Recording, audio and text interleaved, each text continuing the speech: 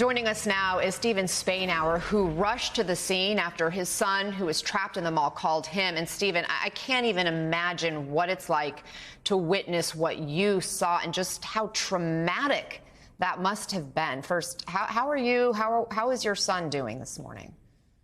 My son and I both are getting counseling today. I went because he called me and said he couldn't get hold of 911. He was holed up in the H&M taking care of his customers. And when I drove up, I didn't expect to be the first one there. The police had not arrived. It was still an active shooter situation. I was able to get a phone from one of the bystanders who witnessed it to talk to 911 to call for assistance, for medical aid, and for SWAT. I then started trying to triage the patients. The first person I reached was a young lady that was crouched in the bushes, holding her head, and I don't want to be too graphic, but she had no pulse, and I pulled her head back to make sure she's okay, and she had no face. She was gone.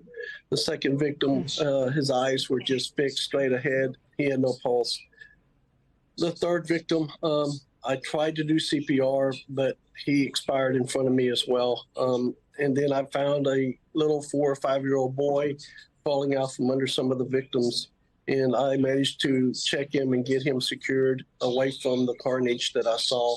And fortunately, I got a Allen police officer drove up at that time. We got him out of there as quick as we could. It was a horrific, horrific scene. Oh my God, I cannot imagine. It's just unthinkable. I know you are former law enforcement, you're former military. You know how to respond in a very stressful situation. As you rushed to the scene, started, instincts, I guess, maybe kicking in, trying to save lives. What was going through your mind? I was concerned where the shooter was, but I was less concerned knowing he was out of the immediate area. But I just I saw people suffering, and I wanted to treat. I saw people in despair. I wanted to comfort. I saw people hopeless, and I wanted to give some hope.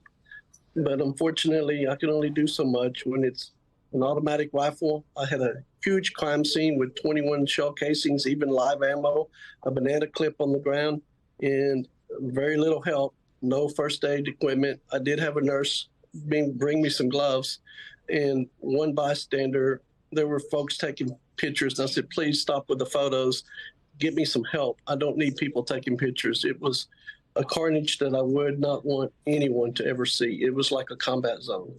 What do you want people to know about what happened there in Allen, beyond just the description that you took us through, what you witnessed?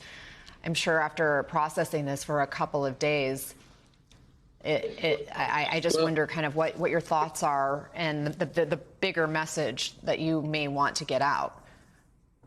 Well, the message is, with the violence we're seeing across the United States, this could happen in any community. Syracuse, New York, California, Uvalde, Texas, Allen, Texas. It could happen in Oklahoma. It could be anywhere.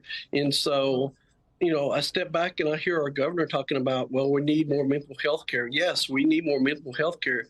But bigger than that, these assault weapons that are used in these mass killings are too easily accessible. And I don't want to politicize things, but if we could get I'm a Second Amendment supporter. I have guns. I teach people how to shoot in the Army.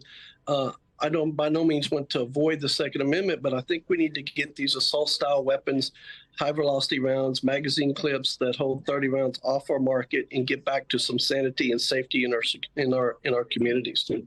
You brought up what Governor Abbott said in the wake of this most recent tragedy. And so I just wonder, he's the leader of your state. Is he doing his job? No, he's not. He's shifting the narrative to mental health, and I don't want to dismiss the issues around mental health because I've worked with mental health providers. I know people with mental health issues.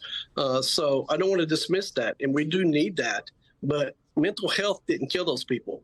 Bullets from a gun that was designed to kill people is what did it. So the governor needs to focus on red flag laws and getting some of the most dangerous weapons off the streets. We can still protect our Second Amendment rights, but we can put limits. Just like we put limits on free speech, we can do that with guns.